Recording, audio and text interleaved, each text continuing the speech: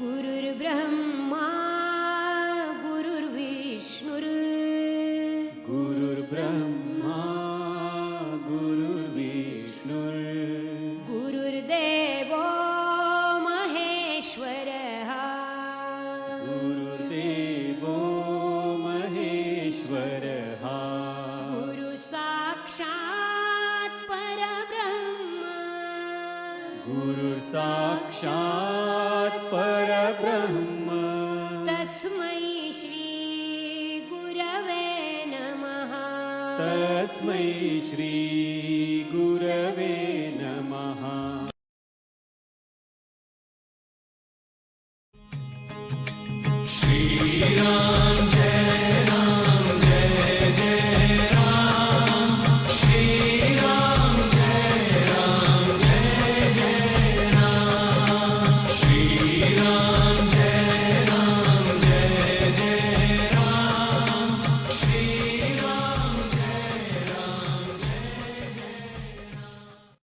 प्रेम से बोलो श्री कृष्ण भगवान की जय। मित्रों, भक्तों, मैं आचार्य श्री राजेंद्र कुमार सूर्यवंशी भगवान श्री कृष्ण की चरणों की धूल उनका शिष्य। मित्रों, जानकर बहुत प्रसन्नता होगी कि इस घोर कलयुग में भगवान श्री रामचंद्र जी महाराज अपने परिवार सहित उपस्थित हो चुके हैं। उनका आगमन हो गया है। बजरंगबली जो है अपना जो उनका यानी कि मैं नहीं कहना चाह रहा हूँ, लेकिन फिर भी मैं कहूँगा कि उनका जो मुकद्दर है वो अब जो है इस घोर कलयुग में अधर्म के विरुद्ध चलने वाला है मित्रों, और चलना शुरू हो गया है। तो मित्रों, प्रेम से बोलो सियापति रामचंद्र की जय। तो मित्रों, रामायण का संपूर्ण यहाँ पर अमृतपान चल रहा है मित्रों। तो रामायण का अमृतपान करना मत भूलिए। भगवान श्री रामचंद्र जी के आगमन पर उनका प्रसाद लेना मत भूलिएगा। तो प्रेम से बोलो सियापति रामचंद्र की जय।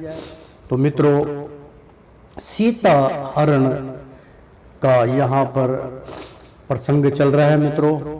तो शुरू करते हैं आज का धारावाहिक। उससे पहले पिछले धारावाहिक में हम आपको बतला देते हैं कि धन को रख कर अगुप्त कृपण निशरणता नाट्य रचाता है। उर में रख भक्ति को रावण आसुरी भाव दिखलाता है। मित्रों, यहाँ तक पिछले अध्याय में हमने आपको बतलाया था। आज का अध्याय प्रारंभ होता है। तो प्रेम से बोलो सियापति रामचंद्र की जय। तो मित्रों, प्रारंभ करते हैं आज का धारावाहिक। आग बबूला हो गया सुन्न भगनी के बैर, यानी कि जो बहन थी उसके वचन सुनकर रावण आग बबूला हो गया। आग बबूला हो गया सुन्न भगनी के बैन, यानी कि उसकी जो याचनाएं थी उसकी वो सुनकर जो कटाक्ष वो अपने भैया के लिए कर रही थी, वो इसको देख के क्रोधित हो गया। क्रोधित हो कहने लगा कर राते युग नैन, यानी कि क्रोधित होके गुस्से के अवश में होकर, क्योंकि वो ज्ञाता था, ज्ञानी था, पंडित था, इसलिए वो सब जानता था रचना।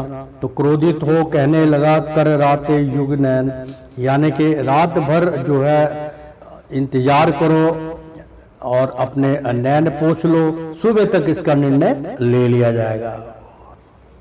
क्या ताव किसी सुर नर की है, क्या शक्ति किसी बलधारी की, जो मेरे सन्मुख खड़ा रहे, क्या ताकत अत्याचारी की। क्या ताव किसी सुर नारी, यानी कि कोई राक्षस या सुर या नर, क्या शक्ति किसी बलधारी के। कितने से बड़ा बड़ा जो बलधारी है, रावण कह रहे हैं कि जो मेरे असन्मुख खड़ा रहे, मेरे सामना करने वाला इस संसार में कोई नहीं। ताकत अत्याचारी की, यानी कि ऐसा जो है अत्याचार कर सके, इतनी ताकत किसी में नहीं है। जिसने यह घोर कुकर्म किया मैं उसका नाम मिटा दूंगा, टुकड़े टुकड़े तन के करके मिट्टी में उसे मिला दूंगा। क्रोधित के वश में हो गया रावण कहने लगा, जिसने तेरे साथ ऐसा घोर अपराध किया है, कुकर्म किया है, तेरी गति बनाई है, उसका नाम मैं मिटा दूंगा संसार से, उसके टुकड़े टुकड़े तन के करके मिट्टी में उसे मिला दूंगा।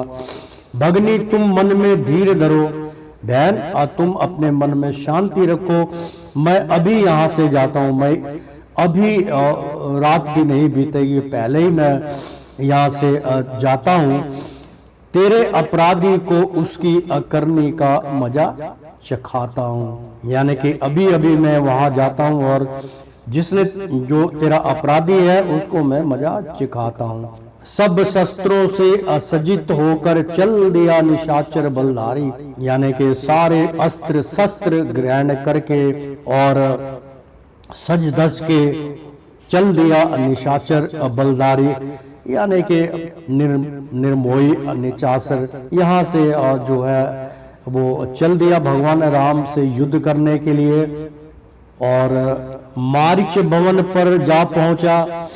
और जो मारीच था मित्रों वो भवन पे जा पहुंचा जहाँ रावण का वो आगमन था, मारीच वहां पे जा पहुंचा। जो या रणधीर सुबट भारी, जो था रणधीर सुबट भारी, यानी कि बहुत वजन में भारी था, रणधीर था, रण में जीतने वाला था। मारीच बहुत ताकतवर था। बोला उससे, हे अमित्र मुझे दरपेश अमुहिम एक आई है।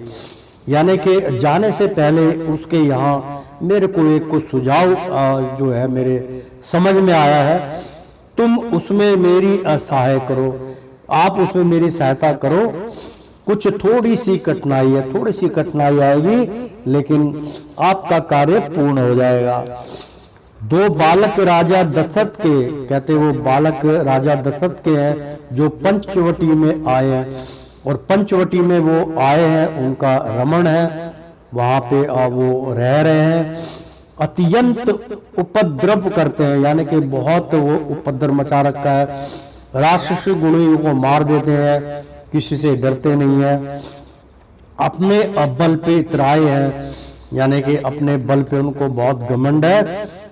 सुपर्ण रेखा जो थी, सुपर्णखा के काट कर नाक कान बिना बात के, बिना बात के उसके जो सुपर्णखा थी उसके कान नाक काट दिए, अपना बल दिखाया स्त्री के ऊपर। खरदूषण का कर दिया उन दोनों ने घात, और जो आपका भाई था, आपके जो पुत्र के समान था, जो आपका बहुत बलधारी था, उसका खरदूषण, उसका भी उन्होंने दोनों का घात कर दिया।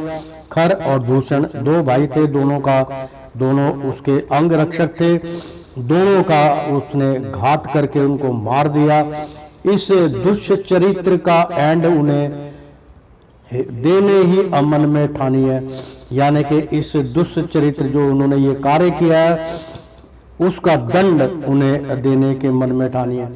उनको मैं दंडित करने के लिए अपने मन में संकल्प लेके आया हूँ। मित्रों, सीता हरण का संवाद चल रहा, बहुत सुंदर। सीता उनकी सुंदर नारी, छल बल से हर कर लाना है। मित्रों, बहुत सुंदर यहाँ पर सीता हरण का प्रसंग मित्रों चल रहा है। मारीच जो है मित्रों बहुत बलवान था और वो गुणकारी था, यानी कि छू मंत्र जादू मंत्र में बहुत वो रूप धारण करने में बहुत बलधारी था। मारीच वैसे भी बहुत ताकतवर था। तो वो अब व्याख्या कर रहे हैं रावण से कि सीता उनकी सुंदर नारी, यानी कि सीता है सर्वश्रेष्ठ सुंदर नारी है, इस संसार में उसके बराबर कोई सुंदर नारी नहीं है। छल बल से हर कर लाना है, यानी कि छल कपट करके उसको हर के ले आओ। माया तेरी अयारी की इस वक्त काम में आएगी। माया तेरी अयारी, यानी कि तू मेरा दोस्त है, मित्र है, माया जो है इस वक्त काम में आएगी। इस वक्त मेरी माया जो है तेरे काम में आएगी। तेरी हिम्मत आसानी से मेरा सब काम बनाएगी, और तेरी जो थोड़ी सी हिम्मत है वो आसानी से मेरा काम बना देगी। मैं उनका वध कर दूंगा। तदवीर ये मैंने सोची है, तुम कंचन का मृग बन जाना। यानी कि तदबीर ये मैंने सोची है, यानी कि सोचा है उसने रावण के लिए कि तदबीर ये मैंने सोची है, तुम कंचन का मृग बन जाना। यानी कि बहुत चमकता हुआ जो गोल्डन से उसके ऊपर जो चमक होगी, ऐसा जो है मृग यानी कि हिरन जो है मोहित करने वाला, तुम्हें बदलना पड़ेगा अपना भेष। रावण तुम जो है कंचन मृग का रूप धारण करके बन जाना, मोहित कर देना सीता को, तब होगा मेरा मन माना। यानी कि सीता को मोहित कर देना, सीता आपको जो है आपके ऊपर मोहित हो जाएगी, तब होगा मेरा मन माना, तब मैं अपने मन मान से वो कार्य कर सकता हूँ। सीता के कहने से राघव जब तेरे पीछे जाएंगे, जोगी का रूप बनाकर हम उस नारी को हर लाएंगे। बहुत सुंदर संवाद। सीता के कहने से राघव यानी कि सीता जो है भगवान राम को कहेगी जब तेरे पीछे जाएंगे, यानी कि इसको हिरण को मुझे चाहिए, इसको पकड़ के लाओ। जिद करने पर राघव जो है वो उसके पीछे भागेंगे, तो जोगी का रूप बनाकर हम उस नारी को हर लाएंगे, और जोगी का रूप उसी वक्त धारण करके हम उसको हर लेंगे। मरीच बड़ा भयभीत हुआ रावण की यह बातें सुनकर, यानी कि मरीच जो था बड़ा भयभीत हुआ जब रावण इस बातों को कह रहा था। रावण की यह बातें सुनकर बोला, जबान को बंद करो, और लगा कांपने थर थर थर। फिर कहा, सुनो रावण भाई, वह अवतारी असुरानी है, यानी कि उसको छोटा मोटा मत समझो, वो असुरारी है। भू भार हरण को आए हैं, मतलब इससे पृथ्वी का भार कम करने के लिए वो यहाँ पे उत्तीर्ण हुए हैं। इस हित से विपिन अविहार्य है, यानी कि भगवान जो है इस संसार में यही कार्य के लिए वो अवतारित हुए, विपिन हुए हैं। तो मुनि मख रक्षा को आए थे, मुनियों की रक्षा करने के लिए वो आए थे। आंखों ने तब यह देखा था, उनकी आंखों ने सब ये देखा था, 100 योजन दूरी पर मुझको बस एक बाण से फेंका था। यानी कि मैं जब मारिश जो थे वो भी युद्ध में गए थे, यानी कि जब उसकी बहन जो सुपनेखा थी उसने जब बयान किया था तो उसमें वो भी आए थे, तो वो व्याख्या करने की भाई वो बहुत बलदारी है, तुम इस तरीके से योजना बना रहे हो, मुझे कह रहे हो तुम रूप धारण करके करना, फिर पीछे भागेगा, मैं ये कर लूँ। तो वो भयभीत हो रहा था कि वो तो बहुत शक्तिशाली है, ये रावण जो है उसके बारे में क्यों सोच रहा है, ऐसी योजना क्यों बना रहा है। तो बता रहे कि आंखों ने तब यह देखा था, यानी कि मारिच कह रहा है कि रावण मैंने अपनी आंखों से भाई देखा था 100 योजन दूरी पर मुझको, यानी कि 100 योजन बहुत होता है मित्रों, 100 योजन का मतलब हो गया लगभग 200 मील हो गया मित्रों, अंदाजन मैं बता रहा हूँ कि 100 योजन दूरी पर मुझको बस एक बाण से फेंका था, एक बाण पे मुझको बिठाकर 100 योजन दूर मेरे को फेंक दिया था, जबकि मैं कितना बलदारी हूँ। उस पिछली घटना की मुझको जब याद कभी आ जाती है, तब बदन कांपने लगता है, तत्काल धड़कती छाती है। वो सोचकर मेरी छाती धड़कने लगती है, मुझे वो तत्काल घटना याद आ जाती है, मैं बहुत घबरा जाता हूँ। क्या भूले एशिया स्वयंवर को जब शंभु सरासन न तोड़ा था। बहुत सुंदर प्रसंग। मारिच कह रहे कि रावण क्या तुम उस समय को भूल गए जब सिया का स्वयंवर रचा जा रहा था। जनक ने एक सभा बुलाई थी, जो इस स्वयंवर में आएगा और शंभु असरासन तोड़ेगा, उसी के साथ मेरी पुत्री का विवाह होगा। तो क्या भूले सिया स्वयंवर को जब शंभु असरासन तोड़ा था, यानी कि भोलेनाथ का दिया हुआ शक्तिशाली असरासन यानी कि धनुष तोड़ा था। क्या आप उस समय को भूल गए हैं? तुमने भी तो उस अवसर पर बल अपना खूब निचोड़ा था। कहने लगे उस समय आपने भी अपने बल का पूर्ण प्रयोग किया था, लेकिन धनुष जो था वो तस से मस नहीं हुआ था। यानी कि बल अपना खूब निचोड़ा था। जिसने इतने निश्चर मारे उसको मनुष्य क्यों कहते हो? कह रहा है कि निश्चर तुम्हारे कितने राक्षस उन्होंने अकेले में मार गिराए, सब समाप्त कर दिया, तो तुम उसको मनुष्य कहते हो? वो मनुष्य नहीं है, साक्षात नारायण है। सोच लो। राजा को यानी कि राजा रावण को मारिच समझा रहे हैं कि सोच लो, आराम अमन से लंका में बैठे क्यों नहीं चुप रहते हो? अरे अमन चैन से लंका में बैठे हो, आराम से बैठे रहो, चुपचाप रहो, लड़ने की चेष्टा मत करो। बहुत समझाया मारिच ने। अशुभ शिक्षा मारिच, ऐसी शुभ शिक्षा मारिच दे रहे थे। शुभ शिक्षा मारिच की कैसे धरता कान, यानी कि ऐसी अशुभ शिक्षा जो है, जो अधर्मी की ओर जिसका मत होता है, वो उसके कान बंद हो जाते हैं, सत्य को वो प्रवेश नहीं होता। तो कैसे धरता कान, काल चढ़ाता शीश पर। मारिच कहने लगा कि काल जो है वो इसके सर पे मंडरा रहा है, तो काल चढ़ा या शीश पर है होनी बलवान। होनी बहुत बलवान है, इसके सिर के ऊपर काल मंडरा रहा है। मित्रों, रावण भी इस बात को जानता था, वो इस काल से चूकना नहीं चाहता था, क्योंकि रावण जो था वो अपनी मुक्ति चाहता था। मारिच तो हित की कहता था, लेकिन रावण को बुरी लगी। ऐसा उर में आघात हुआ मानो जहरीली छुरी लगी। मतलब मारिच जो थे उन्होंने उसके हित में ही सारा दिखान किया, उसको समझाया, लेकिन रावण को उसकी सारी वाणी बुरी लगी। ऐसा उर में आघात हुआ, मतलब उसके पेट में उथल पुथल हो गई। उसको ऐसा लगा जैसे मेरे पेट में किसी ने आघात किया, बाणों से मेरे पर प्रहार किया। रावण की ऐसी सोच थी, मानो जहरीली छुरी लगी। मतलब जो विष वाला तीर होता है, विष वाली छुरी होती है, वो खंजर मेरे पेटों में घुसेड़ दिया।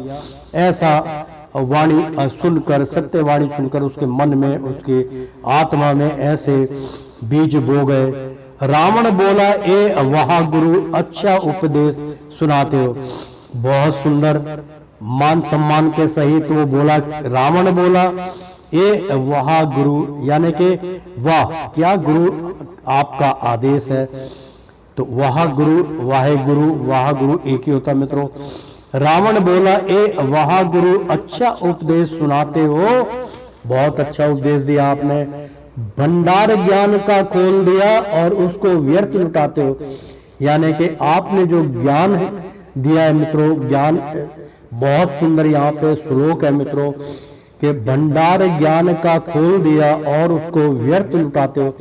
यानी कि यहाँ पर एक बहुत सुंदर तात्पर्य है। यानी कि इस श्लोक का तात्पर्य ये हुआ, रावण कह रहा है कि आप बहुत ज्ञानी हो, आपके पास तो ज्ञान का भंडार है, परंतु जिस भंडार को आप व्यर्थ लुटा रहे हो, ये सारी बातें मेरे समझ से बाहर है, ये क्यों व्यर्थ कर रहे हो तुम। तो मित्रों, कभी भी पहले ज्ञान बांटने से पहले उसका भांडा देख लीजिए, वहां पे उपस्थित गण देख लीजिए, और उस शिष्य को जान लीजिए कि वो उसका भांडा जो है, यानी कि उसका बर्तन जो है, उसकी बर्तन का तात्पर्य है कि मतलब उसके अंतर्कण जो आत्मा है, मन है, क्या वो स्थिर है, क्या वो उसको स्वीकार करेगा। अगर उसका भांडा साफ है, या पंजाबी में भांडा बोलते हैं मित्रों बर्तन को, कटोरे को, अगर उसका कटोरा साफ है तो आप उसमें खीर का प्रसाद डाल दीजिए, वो उसको सेवन करेगा और ज्ञान प्राप्त हो जाएगा। भांडा गंदा और प्रसाद उसमें डाल दिया तो मित्रों भांडा भी गंदा और प्रसाद भी खाने योग्य नहीं रह जाएगा, मैल उसका ऊपर आ जाएगा, वो घृणा का पात्र बना देगा और उसको किसी वृक्ष में डाल देगा। और जो भक्ति हुई आत्माएं होती है मित्रों, चींटे होते हैं, कीड़ियां होती है, वो फिर उसको उसका भक्षण करती हैं, उसको खाती हैं। तब जाके उसका स्वार्थ होता, लेकिन जिसको दिया उसके हाथ कुछ नहीं लगता, व्यर्थ चला जाता। तो मित्रों, रावण ने यहाँ पे बहुत बहुमूल्य ज्ञान इस संसार को दिया है। उन्होंने बतलाया है, क्योंकि सबसे बड़ी बात होती है कि उच्चारण करना। मित्रों, रामायण आपने भी बहुत सुनी होगी, उच्चारण भी सुने होंगे। अपने अलग अलग तरीके से विद्वान जो पंडित है, जो कवि है, जो मुनि है, मनुष्यर हैं, वो अपने अपने तरीके से ज्ञान प्रदान करते हैं। हम तो एक बहुत छोटे से जो आचार्य हैं, जो आचरण करते हैं भगवान की भक्ति का, उनकी चरणों की धूल है। इसलिए जितनी हमें समझ है उतना ज्ञान हम आपको बांट रहे हैं। मित्रों, कि भंडार ज्ञान का खोल दिया, ये रावण बोल रहा है कि भंडार ज्ञान, क्योंकि वो भी ज्ञानी पुरुष था। मित्रों, वैज्ञानिक था, विज्ञान के बारे में जानता था, इसलिए उसको पंडित की उपाधि दी गई थी। तो भंडार ज्ञान का खोल दिया और उसको व्यर्थ लुटाते हो। मतलब अपने गुरु से कह रहे कि गुरुदेव, आप तो श्रेष्ठ हैं, आप तो ज्ञान से भरपूर हैं, लेकिन ये व्यर्थ ज्ञान लुटा रहे हो। ये ज्ञान मेरे समझ से बाहर है, मैं इसको नहीं लूंगा। जो मैं अटल हूं वो कार्य करूंगा। तो मित्रों, कहने का ये है कि व्यर्थ जो है अपना ज्ञान, कई बार क्या होता है कि बंदे को थोड़ा सा ज्ञान प्राप्त हो जाए, थोड़ा सत्संग सुन लेता है, तो 2 4 5 बंदों के बीच में अपनी वाहवाही करने के लिए बैठ के वहां राग आलापने लगता है, कहने लग जाता है कि भाई मैं देखो कितना बड़ा ज्ञानी हूं। लेकिन बेकार है। क्या आपके ज्ञान को वहां पे कोई प्रकाश में डाल रहा है? वो आपके ज्ञान को अंधकार में लुटाता जा रहा है, छोड़ता जा रहा है। तो मित्रों, पहले स्थान देखो, फिर व्यक्ति देखो, फिर समय देखो, उसके पश्चात ही उस ज्ञान का भंडार खोलना चाहिए। तो प्रेम से बोलो सियापति रामचंद्र की जय। जो सीधी तरह नहीं चलता तो टेढ़ी चाल चलाऊंगा। रावण कहने लगा, भाई जो सीधी तरह नहीं चलता तो टेढ़ी चाल चलाऊंगा। यह शस्त्र तेरे सर पर होगा, सीधा यमलोक पठाऊंगा। यानी कि सीधा सीधा जो मैं कह रहा हूं उस मार्ग पे तुझे चलना पड़ेगा। अगर नहीं चढ़ेगा तो टेढ़ी चाल चलाऊंगा। फिर मैं टेढ़ी चाल चलाऊंगा। मैं उंगली, अगर सीधे उंगली से घी नहीं निकलता तो उंगली टेढ़ा करके मैं घी निकाल लूंगा। ऐसे उसके फिलासफर थे, ऐसी वो बात कह रहा था। मित्रों, यह शस्त्र तेरे सर पर होगा, यानी कि जो मेरे पास शस्त्र है तेरे सर के ऊपर होगा, तेरा सर उड़ा दूंगा मैं, सीधा यमलोक पठाऊंगा और सीधा तू यमलोक पहुंच जाएगा। सुन रावण की टेढ़ी बातें, यानी कि मारीच ने जब ऐसी टेढ़ी वाली सुनी तो भय से सीधा मरीच हुआ, यानी कि बिल्कुल सीधा हो गया। बजाय उसको ज्ञान देने के डर गया, भयभीत हो गया कि राजन जैसा तुम कहोगे मैं वैसा ही करूंगा। सोचा मरना हर सूरत है, यानी कि फिर वो सोचने लगा कि मरना तो है ही हर सूरत, आज नहीं तो कल, कल नहीं तो परसों, एक दिन मेरा प्राण अंत हो जाएगा, ये शरीर जो है नाशवान है, समाप्त हो जाएगा। मारिच सोचने लगा। सोचा मरना हर सूरत है, हट पर तत् पर यह नीच हुआ, यानी कि अपने मन में एक सोच करी मारिच ने कि ये हटी है, इसके मन में हट आ गया। हट हमेशा जो है हार की तरफ ले जाता है। तो हट पर तत् पर, यानी अपने हट पर ये स्थिर हो गया है, इससे वो हिलेगा नहीं, यह नीच हुआ। इसके विचार जो है नीच हो चुके हैं, ये इसका पतन निश्चित है। राघव के हाथों मरने से, यानी कि बहुत सुंदर श्लोक मन में एक गीत उत्पन्न हुआ है। मित्रों, सोचा मारिच बाद में भगत बन गया था भगवान का। तो राघव के हाथों मरने से, यानी कि राघव के हाथों मरने से राघव का सर खाना अच्छा, यानी कि राघव के आप भगवान राम के हाथ अगर मेरी अमृत्यु हो जाएगी, राघव का असर खाना अच्छा है। इससे तो भगवान राम का ही मैं सुमरन करूं, उनका नाम करूं, उनके सर को इतना सुमरन करूं कि खाना अच्छा है। यानी कि सर खाने का मतलब कि यार मैं तंग आ जाऊं तेरे से, मेरा सर खा गया। यानी कि ज्यादा बोलना तो ज्यादा बोलना है तो फिर भगवान राम का सुमरन क्यों ना करे। हरे कृष्ण कृष्ण कृष्ण हरे हरे, हरे राम राम राम हरे हरे, जय श्री राम। मतलब इस तरीके के उसके विचार उत्पन्न हो गए। हरि के दर्शन पाना अच्छा, कि भगवान के दर्शन पाना अच्छा होगा, वे मारे मर जाना अच्छा होगा। तो कहने लगे महाराज के वो मारेंगे मुझे तो उनके हाथों मर जाना बहुत अच्छा होगा, मुझे मोक्ष प्राप्त होगा। यह मरना मुक्ति पाना है, यह मरना यमपुर जाना है। यानी कि इस भगवान के हाथों अगर मेरी मुक्ति होती है, भगवान के हाथों अगर मैं मारा जाऊंगा तो सीधा मुक्त हो जाऊंगा। यह मरना यमपुर में जाना है और सीधा यमपुर में चला जाऊंगा, कहीं पे मुझे इस संसार में भटकने की आवश्यकता नहीं है। बोला मारीच हर सूरत से स्वामी का हुक्म बजाना है। कहने लगा कि मारीच कहने लगा कि हर सूरत में हर हाल में स्वामी रावण को कहने लगा कि स्वामी का हुक्म मानना पड़ेगा, हुक्म बजाना पड़ेगा। यह कहकर वह खड़ा हुआ और चलने को तैयार हुआ। ऐसी वाणी कह के मारीच चलने के लिए तैयार हो गया।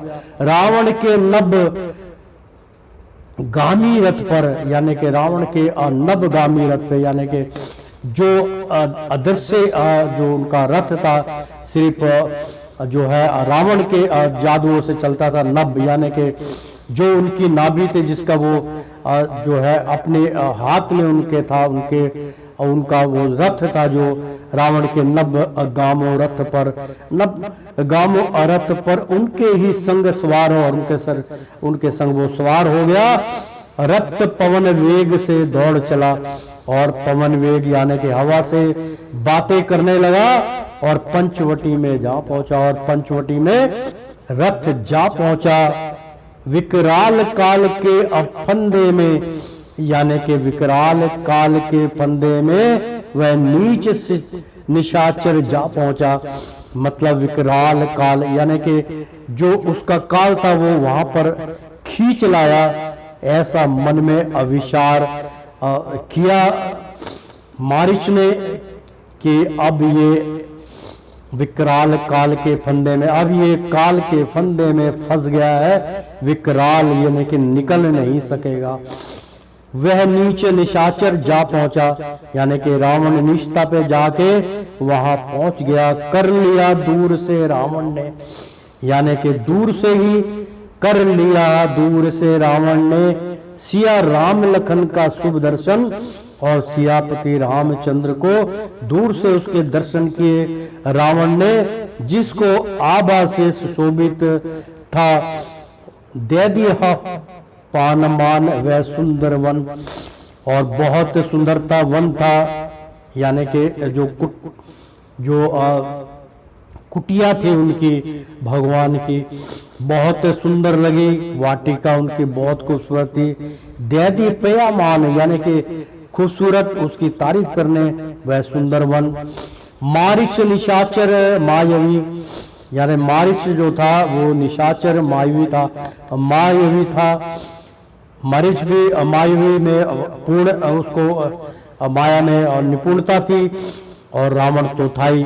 निशाचर मायावी कंचन के रंग कुरंग बजा, यानी कि बहुत सुंदर के निशाचर मायावी, यानी कि मारीच जो था उसने रूप धारण किया कंचन के रंग, कुरंग बना, यानी कि बिल्कुल कंचन, कंचन मतलब चमकता हुआ, जैसे गोल्डन कलर का चमकता हुआ जो उसके सोने का था, कंचन के रंग का कुरंग बना। यानी कि कुरंग उसमें से चमकता हुआ कुरंग, अलग अलग तरीके से वो चमक रहा था, कुरंग हो रहा था, इधर से उधर वो चमक रहा था। कुरंग बना हिरण का रूप धारण कर। 10 कंधर अंग विभर्त लगा, यानी कि 10 कंधर, यानी कि 10 कंधों वाला, 10 शीशों वाला रावण जो था उसका अंग अभिभूत लगा। मतलब उसका अंग जो है विभूत लगा, बिल्कुल वेश बदल लिया उसने। सन्यासी साधु निहंग बना, और अपना भेष बदलकर रावण सन्यासी साधु निहंग बना, और वो निहंग बन गया। निहंग जो है वो बहुत सच्चे प्रेमी होते हैं भगवान के या अपने गुरु के प्रति, बहुत उनकी वेदना होती है, वो उसके लिए कुछ भी कर बैठते हैं। मृग गया सिया जी के सन्मुख शोभा अपनी दिखलाने को। और जो मरीज था उसने मृग का रूप धारण करके सिया जी के सन्मुख उनके कुटिया के सामने चला गया शोभा अपनी दिखाने, और बड़ा कूद रहा था उनके सामने, चल रहा था, कूद रहा था, मोहित कर रहा था माता सीता को। भरपूर छलांगो भरता था सीता का मन ललचाने को, यानी कि भरपूर छलांग मारता था, उछलता था, कूदता था, भरता था सीता का मन ललचाने को, कि सीता किसी तरीके से लालच में आ जाए। रंग रूप निरख कर उस मृग का आ गई चाल में मृग नैनी। बहुत सुंदर कि ऐसे रंग रूप निरख कर उस मृग का, जिसने रूप धारण किया था, मारिच थे जिन्होंने माया से रूप धारण किया था अपना मृग का, यानी कि हिरण का। आ गई चाल में मृग नैनी, यानी कि जो सीता मैया थी वो मृग नैनी बन गई, उसके नैन में मृग समा गया। जो मृग नैनी का मतलब बहुत सुंदर नैने वाली को मृग नैनी कहा जाता है, जो मोहित हो जाती है, तो मृग नैनी हो गई सीता मैया।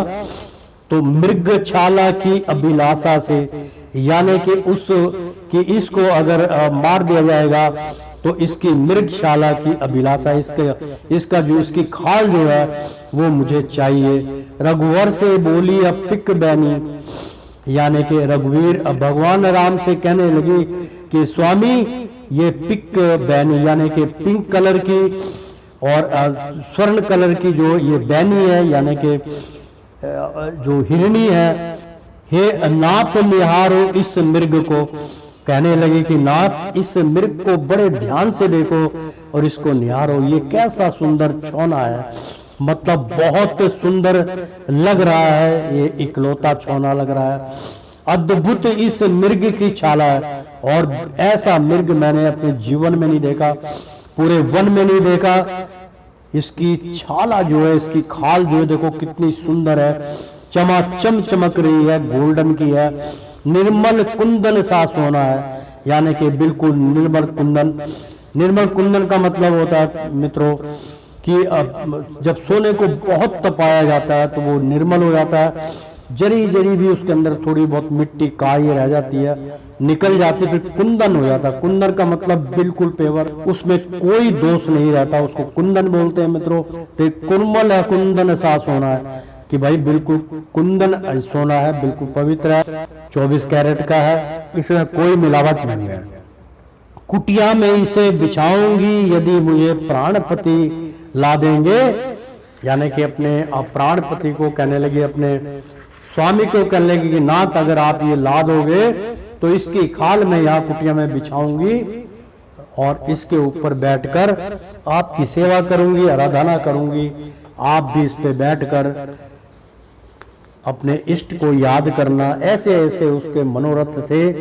सीता हरण का यहाँ पे प्रस्तुति चल रही है मित्रों। जब उसकी छवि को निरखनेंगे मखमल के फरस से बुला देंगे, यानी कि जब उसकी छवि को निरखेंगे, यानी कि उस छवि को देखेंगे, निहारेंगे, तो मखमल के फरस से भुला देंगे, यानी कि जो मखमल के बने हुए फर्श होते हैं जिसपे मखमल का बिछोना होता है, उसको भी आप भूल जाओगे। विधि की गति अलक्ष्य है, होनी है बलवान, यानी कि जो विधि का भेद है, जो विधाता ने लिखा है वो बिल्कुल होना है। तो विधि की गति अलक्ष्य है, मतलब उसको कोई नहीं पराजित कर सकता, वो लक्ष्य है। होनी है बलवान, होनी बहुत बलवान है, होके रहेगी। सोने का मृग आज तक देखा सुना ना कान, यानी कि भगवान राम कहने लगे कि भाई सोने का जो मृग है, सोने का हिरण तो हमने आज तक देखा ही नहीं, ना ही हमने सुना है अपने कानों से। माया की उत्कंठा लग कर माया, यानी कि उत्कंठा का अर्थ होता है मित्रों कि मेरे को इसकी चाहत है।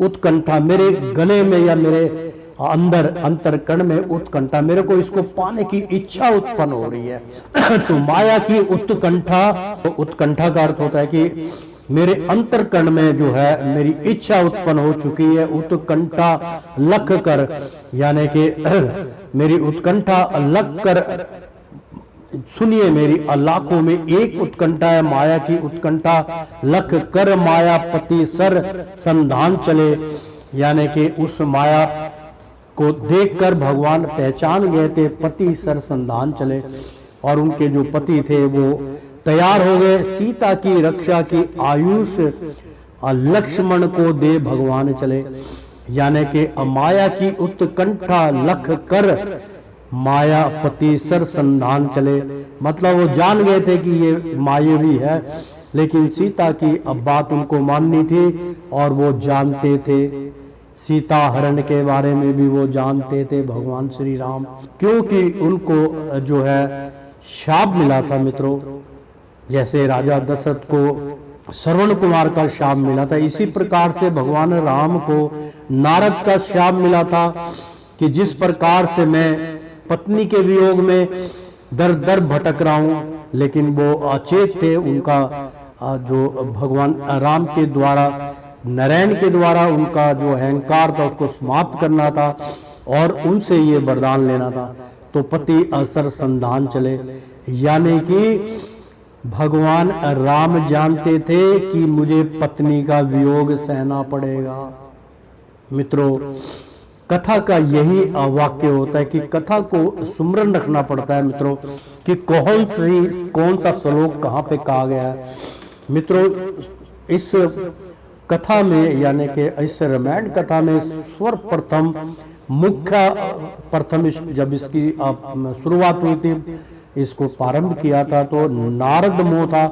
नारद मोह में बहुत आनंदित नारद मोह था, उसमें संपूर्ण ज्ञान बतलाया गया था। और भगवान को जब शाप मिला था, नारायण को साक्षात शाप मिला था, तब उन्होंने कहा था, शाप देने के बाद वो बहुत पश्चाताप हुए थे, लेकिन भगवान राम ने उनको स्वीकार किया।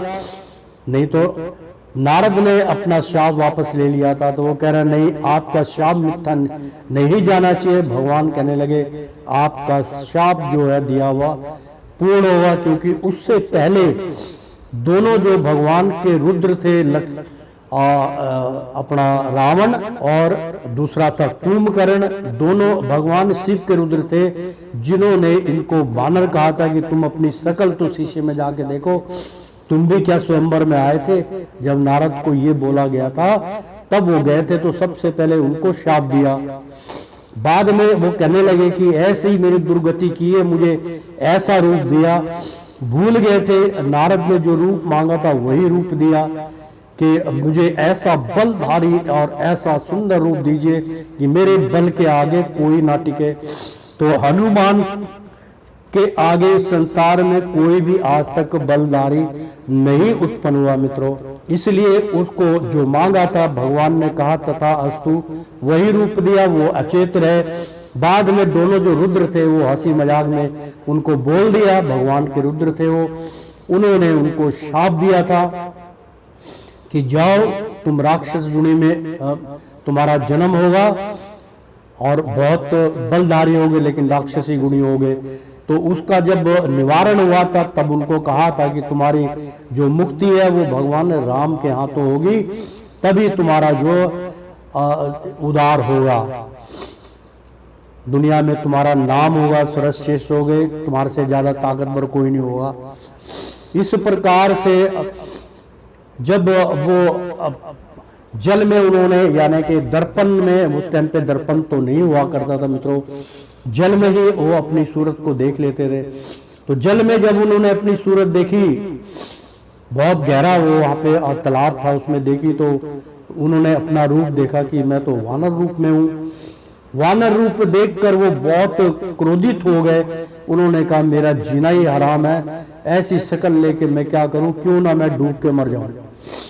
नारद मुनि जो थे वो अजय अमर थे, भगवान के भक्त थे, पिछले जन्मों में दासी पुत्र थे, इस जन्म में, पिछले जन्मों में भगवान राम की उन्होंने बहुत सेवा की थी। साधु संतों का झूठन खा खा के उनको ज्ञान उत्पन्न हुआ था। अगर आपको कोई गुरु का भोग लगा हुआ, नारायण का भोग लगा हुआ या महापुरुषों का झूठन प्राप्त हो जाए तो उनका ज्ञान 25% आपके अंदर प्रवेश कर जाएगा। मित्रों, यह एक सत्य मैं उल्लेख कर रहा हूं। तो मित्रों, फर्श कहने का मतलब है कि फर्श याद आ गया, यानी कि मखमल का चल रहा था यहाँ पे गुणगान। तो मित्रों, इसी प्रकार से अब भगवान को पता था, तो भगवान उस हिरण के पास चले गए उसको पकड़ने के लिए कि पीछे से फिर हरण हो जाएगा सीता का। तो सीता का हरण होना निश्चित था, उनको पता था। भगवान राम ने जाते समय वहां पर एक छोटी सी अपनी माया रची थी, बहुत कम लोग जानते हैं। माया रची थी, इस माया से लक्ष्मण भी अचेत था। उन्होंने क्या करा, कुटिया में जाकर जो मोहित हुए थे हिरण के ऊपर, वो असली सीता नहीं थी, सिया नहीं थी। भगवान ने उससे पहले, वो जानते थे कि रावण वहां से चल पड़ा है, तो भगवान राम ने उस जगह पे माया से अपनी दूसरी सीता जो है बिल्कुल टू कॉपी बनाई वहां, और जो असली सीता थी वो अग्नि को सुप्रत करके वो चले गए कि अग्नि को प्रचंड किया, अग्नि को कहा कि ये तुम्हारे को मैं सुप्रत कर रहा हूं और इसकी जगह मैं यहाँ पर ये कार्य कर रहा हूं। तो भगवान ने दूसरी सीता जो बनाई थी, बिल्कुल सब आव भाव, उसके अंतरकरण, आत्मा, सब कुछ उसके अंदर डाल दी थी। तो वो कोई भी नहीं, भगवान राम भी अब भुलेखे में पड़ जाते कि ये मेरी सीता नहीं है, सीता ही मानना पड़ेगा, क्योंकि उसका जो देह था सीता मैया का, वो उन्होंने अग्नि को अर्पण कर दिया था। अग्नि को कह दिया था कि ये आपने संभाल के रखनी, मेरी धरोहर है। और इसके अंतर की जो इसका अंतर मन है, वो उस जो दूसरी उन्होंने माया से बनाई थी सीता, उसके अंदर प्रवेश कर दिया था। तो मित्रों, प्रेम से बोला सियापति रामचंद्र की जय। तो फिर नारद का शाप पूरा करने के लिए उनको हिरण के पीछे जाना पड़ा। पीछे से वो हरण हो गई सीता, और लक्ष्मण पे जो था उसको उनको पता ही नहीं था। सीता हरण होने के बाद भगवान राम को उनका जो शाप था वो पूर्ण करना था, कि नारद ने शाप दिया था कि जैसे मैं स्त्री वियोग के अंदर दर दर भटक रहा हूं, इसी प्रकार से आप भी दर दर भटकोगे। तो नारद को नहीं मालूम था कि ये जिसके साथ मैं विवाह करने के लायक था, तो वो साक्षात लक्ष्मी थी, भगवान विष्णु नारायण की माया थी। वो अहम अहंकार मोह त्यागने के लिए वहां पे पूर्ण अज्ञान की प्राप्ति भगवान राम ने दी थी, कि संपूर्ण जो मेरा भक्त है, मुझसे जो विलीन होता है, मुझ में जो विलीन होना चाहिए, उसको ये काम वासना का त्याग करना परम आवश्यक है। उसका त्याग के बिना वो मुझ तक पहुंचना बहुत कठिन है, क्योंकि काम जो वासना है वो इंसान को अंतिम क्षण तक नहीं छोड़ती, और जब तक वो नहीं छोड़ेगी तब तक वो बार बार जन्म उसको लेना पड़ेगा। मित्रों, इसमें दो राय वाली बात नहीं है, बहुत बड़ा अमुख अमोल और गुहा ज्ञान मैं आपको दे रहा हूं। मित्रों, मैं क्या दे रहा हूं, मेरे तो माध्यम हूं, भगवान राम स्वयं मेरे समक्ष होते हैं और वो अपना ज्ञान बांटने की पूरी कोशिश करते हैं, मैं दे रहा हूं, मैं तो केवल उनका माध्यम हूं। तो मित्रों, संपूर्ण कथा आपके जो है समझ में आ गई होगी कि जब उसकी छवि को निरखेंगे, मखमल के फर्श बुला देंगे और उसको निहारेंगे, उसको निरखेंगे, देखेंगे, तो वो जो मखमल के गद्दे होते हैं उनको भी भूल जाओगे। विधि की गति अलक्ष्य है, होनी है बलवान, सोने का मृग आज तक देखा सुना ना कान। भगवान कहने लगे ऐसा मृग तुमने देखा ही नहीं, ना सुना है। माया की उत्कंठा लग कर मायापति असह स्नान चले, मतलब उनकी बातों को सुनकर उनकी इच्छा पूरी करने के लिए तीर कमान लेके वो चल पड़े। सीता की रक्षा की आयुष, सीता की रक्षा की आयुष लक्ष्मण को दे भगवान चले। यानी कि भगवान राम ने लक्ष्मण के हवाले करा सीता को। कहने लगे को दंड खेच मुक्ति तानिए सर ताक ताक कर संसादाने। यानी कि सीता की रक्षा की आयुष और लक्ष्मण को दे भगवान चले, उसको दे के रक्षक दे के और चल दिए। तो को दंड खेच मुक्ति, यानी कि दंड देने के लिए हिरण जो रूप धारण किया था उसको दंड देने के लिए तानी, यानी कि भुरुकुटी तानी, यानी कि दंड खेच भुरुकुटी, यानी कि अपने मत्थे को चढ़ाते हुए क्रोधित होके, क्योंकि वो जानते थे कि ये मैं गलत कर रहा हूँ, ये सीता मान नहीं रही है। तो उन्होंने अपनी तीर जो था उसको कमान पे चढ़ा दिया, तान लिया, सर ताक ताक कर साधने लगे। उसके सर को अपने जो है बाणों के आगे जो है निशाना ताकने लगे। दूरी पर ही ले जाने को बांधे थे मृग ने भी बाने, यानी कि उनको दूर खदेड़ने के लिए भगवान राम को दूरी पर ही ले जाने को बांधे थे मृग ने भी बाने। मृग ने ऐसे अपने आप को रूप धारण किया था, ऐसे बन गए थे वो कि भगवान कहने लगे तेरे को छोड़ना नहीं, और भगवान उसके पीछे पीछे कई योजन दूर भाग गए। वह रूप मनोहर स्वामी का, ऐसा स्वामी का रूप मनोहर था। मुड़ मुड़ कर लगता जाता था, यानी कि मुड़ मुड़ कर लगता जाता था, मुड़ मुड़ कर वो देखते जाते थे। कौन? मारिच उनको मुड़ मुड़ के देखते थे, भगवान को रूप को सुंदर लगते थे और फिर भाग लेते थे, और फिर भगवान राम उनके पीछे भागते थे। बहुत कीड़ा की उन्होंने। मारिच जानते थे कि मेरी मुक्ति भगवान राम नारायण के साक्षात हाथों होगी। तो सुर दुर्लभ विधि थी हाथ लगी, यानी कि सुर दुर्लभ विधि थी हाथ लगी, बहुत दुर्लभ विधि सुर के हाथ लगी हुई थी। वह उसे परखता जाता था और उसको वो परखता रहता था कि देखो अब क्या होगा। श्रम हुआ अधिक रघुनंदन को और मृग काफी दम फूल गया। मतलब मृग जो था जिसने रूप धारण करा था मारिच ने, उसका दम फूलने लगा, वो थक गया। तो क्या चाल चले हरि के आगे लाचार चौकड़ी भूल गया, यानी कि उसके बाद अब कौन सी चाल चलेगा। हरि के आगे सब कुछ भूलकर लाचार होके चौकड़ी भूल गया, लाचार होके चौकड़ी मार दी और वहीं गिर गया।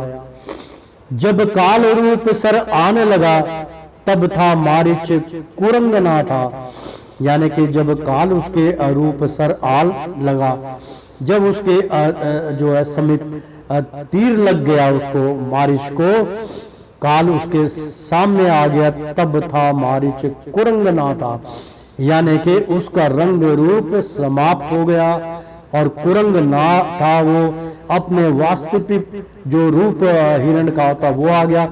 मारीच अपने रूप में जब उसको तीर लग गया तो जो कुरंग था अलग अलग रंग के उसकी खाल थी हिरण की, वो समाप्त हो गई और वो अपने रूप में मारीच आ गया, बड़े बड़े बालों की तरह। तो मारीच मतलब जो मित्रों एक तरीके से भालू जैसे होता है, उसके रूप को मारीच बोल देते हैं, उस रूप का था।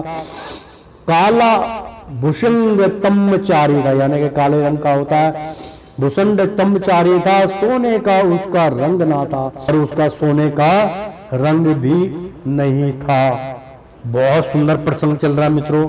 हाँ लक्ष्मण सुध लीजियो बोली अमरती बार, यानी कि लक्ष्मण सुध लीजियो बोला अमरती बार, यानी कि चिल्ला चिल्ला के मरते समय वो बोला। यह धुनी सीता ने सुनी, व्याकुल हुए अपार, यानी कि मरते समय वो दूराचारी होता, तमचारी जो था मारीच, वो भगवान राम की आवाज निकालने लगा। वो कह रहा कि मरते समय कम से कम मैं अपने इष्ट का, अपने जो मेरा भाई है रावण, मैं क्यों ना उसकी सहायता करूं। भगवान जानते थे, भगवान ने स्वयं उसके कंठ में यानी कि ये उसकी देन नहीं थी मारिच की। मारिच के कंड में भगवान राम ने शक्ति प्रदान की और अपनी आवाज में अद्भुत कंठ के अंदर समाहित कर दी। कुछ कंठा जो थी वो उसके अंदर चली गई। भगवान राम का वो सुमरन करने लगा। राम का सुमरन, उसको पता है कि भगवान राम का मैं सुमरन करूंगा, तो राम की आवाज उसके गले में आने लगी और राम का सुमरन करने लगा। क्योंकि मित्रों, राम का जो नाम है वो राम ही है। जब आप राम राम करते तो समझ लीजिए आपके अंदर से भगवान राम की वाणी ही निकल रही है। तो इसी प्रकार से उसके मन के अंदर आत्मा में उसने सोचा कि मैं राम राम कह के मेरा प्राण अंत होगा तो मैं सीधा मोक्ष को प्राप्त होऊंगा। वो चिल्लाने लगा कि हो लक्ष्मण सुध लीजियो, यानी कि भगवान राम कह रहे हैं, भेष बदल के आज मारिच जो है उनकी आवाज में बोल रहा है, हे लक्ष्मण सुध लीजो, बोल मरती बार, मतलब मरते समय वो बार बार ये कह रहा था, हाय लक्ष्मण सुध लीजो, बोली मरती बार। यह धुनी सीता ने सुनी। जब सीता ने सुना ये तो भगवान राम की, मेरे स्वामी की आवाज है, व्याकुल हुई अपार। और उसके अंदर जो सीता थी बहुत व्याकुल हो गई। उसका चित्त जो था वो व्याकुल हो गया, तड़पने लगा कि ये मेरे स्वामी की आवाज है। वह समझी थी रघुनाथ पर संकट अवश्य कुछ आया है। मतलब सीता ने सोचा कि मेरे स्वामी रघुनाथ पर कोई संकट आया, इसीलिए वो लक्ष्मण लक्ष्मण कह के पुकार रहे हैं। तभी तो लक्ष्मण भाई को करने को मदद बुलाया।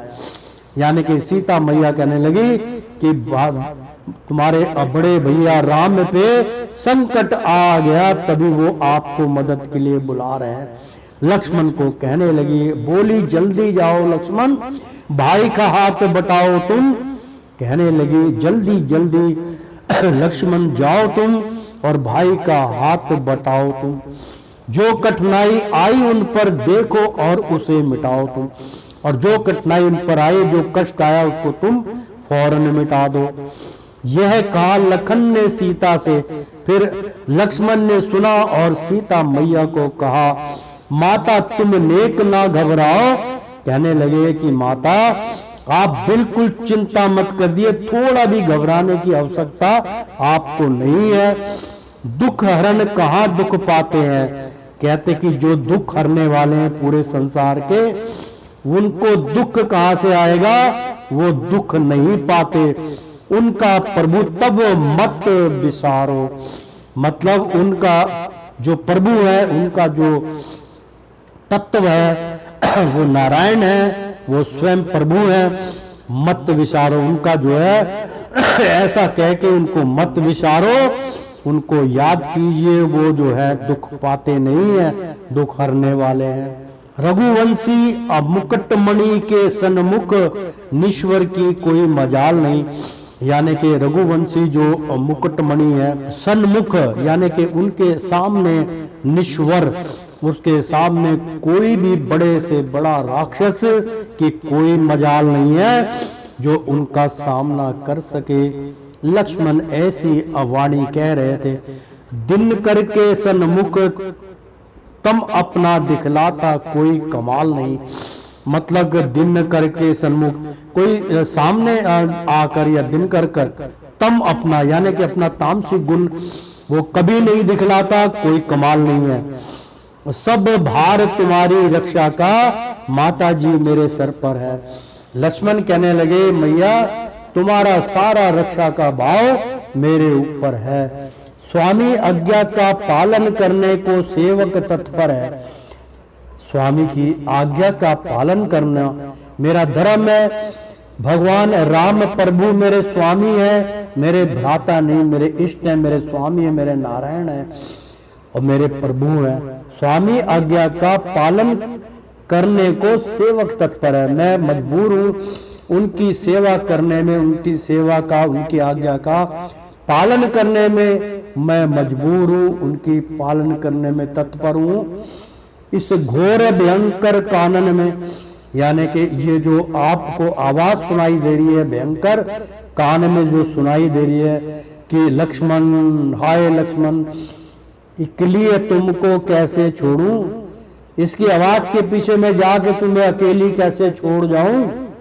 लक्ष्मण कहने लगे, कैसे निज धर्म तजू माता, कह रहे कि मैं अपने धर्म को कैसे छोड़ दूं, कैसे निज धर्म तनु माता, तंजु अमाता आयुष से कैसे अमुख मोड़ूं, यानी कि मैं कैसे आज्ञा का पालन करना छोड़ दूं और तुम्हें अकेला छोड़ के चला जाऊं।